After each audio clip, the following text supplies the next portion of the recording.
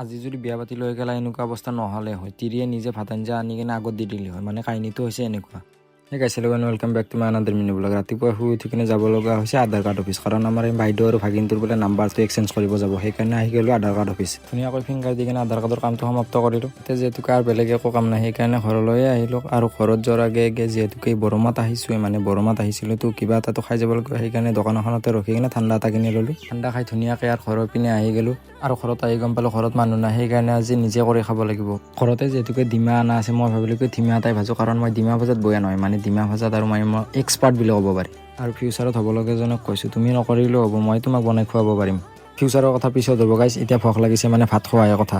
বাকী যেনতেন নিজে বনাই খোৱাৰ টেষ্টে বেলেগ কিন্তু। আৰু খাই দি উঠাৰ পিছত মানে বেলেগ কাম নাছিলে, সেইকাৰণে টোপনি মাৰিলোঁ। কিন্তু টোপনি মাৰি উঠাৰ পিছত লগৰ এটাই ফোন মাৰিলে, বোলে খানা খাই বোলে। খানা খাই যিহেতুকে তোত খাবই লাগিব। আৰু জাগা আহি কিনে দেখা পালোঁ যে আঞ্জা ভাত কমপ্লিটে হ'ব। আৰু গাইছ এটা কথা, আমাৰ কিন্তু আঞ্জা ৰান্ধে, কিন্তু কিছু সদৰ আঞ্জা ৰান্ধে। কেলা যি লাল পৰা আঞ্জা ৰান্ধিছে, মোৰতো এতিয়াতে জিভাৰ পানী বসছে। আৰু ফাইনেলি ৱেট ইজ অভাৰ, মানে এতিয়া আমাৰ গোটাই ৰেডি হৈ গৈছে, এতিয়া খোৱাহে কথা। আঞ্জা কিন্তু বনাইছে গেলা একদম বেলেগ টেষ্ট বনাইছে। আৰু খাইছোঁ যিহেতুকে এতিয়া বাচন বৰ্তনখিনিতো ধুবই লাগিব, আৰু হৈছে মানে বাচন বৰ্তন ধোৱাত এক্সপাৰ্ট আৰু মানে। আৰু কাম কৰি আহি পালোঁ ঘৰত। দ্যাটছ ফৰ টুডে গাইছ, চি ইউ সুন।